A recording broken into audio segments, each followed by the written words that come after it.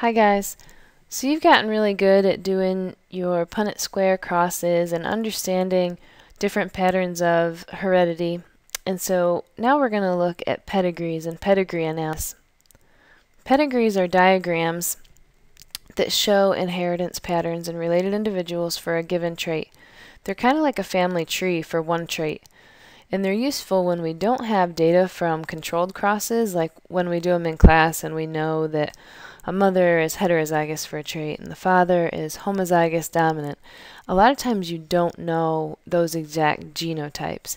And so what pedigrees allow us to do is to infer inheritance based on the phenotypes, the physical characteristics of several generations of related individuals.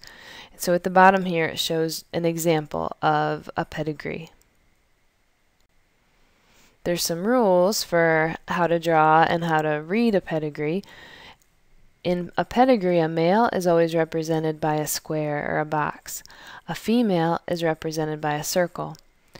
When the circle or the square is filled in, that means that that individual is affected by the trait, or they show the trait. If the pedigree is showing a disease, then the individuals that have a filled in circle or square, they have the disease.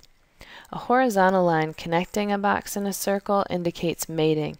So like a husband and a wife are connected by a line, a horizontal line. And then when you have a husband and wife and a line comes down from them, that shows their children.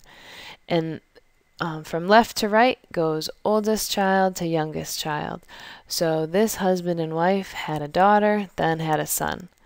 The numbers on the side here indicate generations, so first generation, second generation.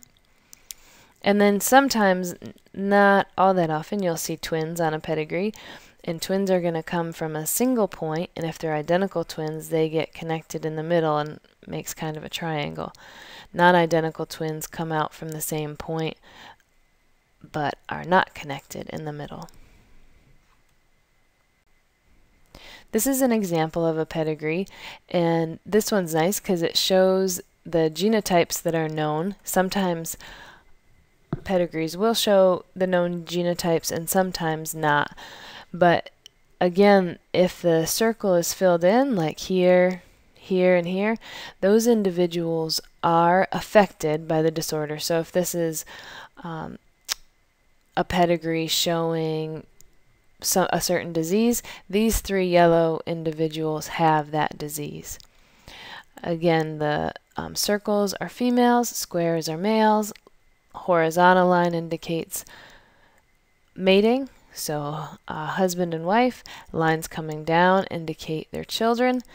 And now I want you to follow this pedigree along and think about all the relationships and think about this fourth generation here. And when we come into school tomorrow, we're going to talk about what's kind of interesting about this pedigree. Okay, and then tomorrow also in class we'll get some extra practice in drawing pedigrees and interpreting pedigrees. Have a good night.